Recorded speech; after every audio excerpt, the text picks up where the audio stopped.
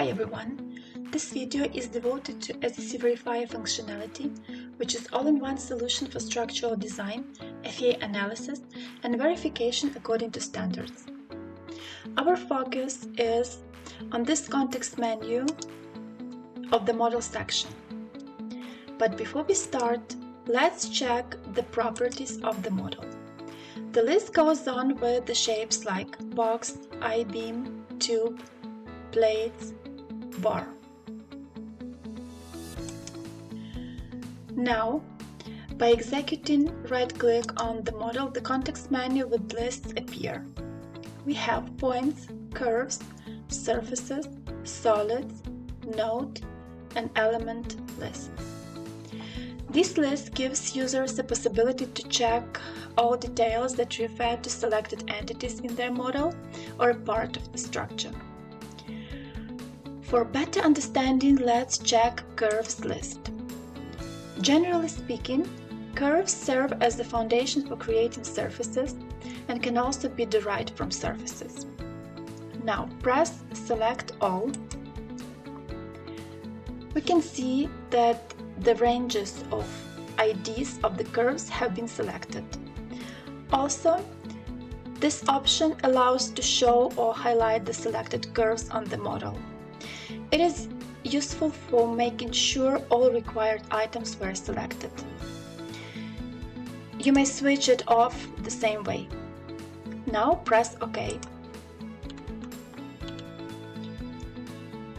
In this window, you may check the details of available curves. Start point and end point have their lists of IDs, and each pair of them creates a line between two locations. You may also check their length and also point IDs in one section just for convenience. By the way, point IDs can include more points inside if the type is B-spline like here. This one in particular. Now, surface ID refers to the identifier that links a curve to the surface it belongs to. Solid ID refers to the solid object or body to which the curve belongs. Also, sometimes users need to make sure there are no zero-length lines previously created, as this may lead to certain warnings in the software. To check those, the user may search for the lines with exact same point IDs. So here we have the type line. Yes, so when point IDs have the same numbers of the same IDs, they can be considered as zero length lines. Well, actually we do not have them here. Yes, again, but within one line there are two identical numbers. They can be easily elicited here. Last but surely not the least functionality available within this window is Excel exporting. By pressing this button, you will be able to export the data to automatically created Excel file for personal use. Here we go, we have it created. Now press Close. The second list we would like to demonstrate is element list. In selection, here is a variety of options.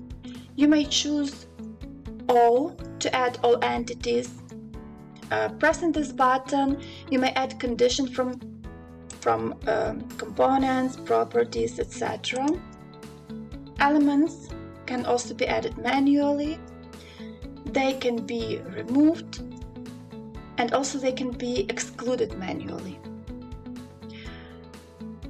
Now let's briefly check how it works with all entities.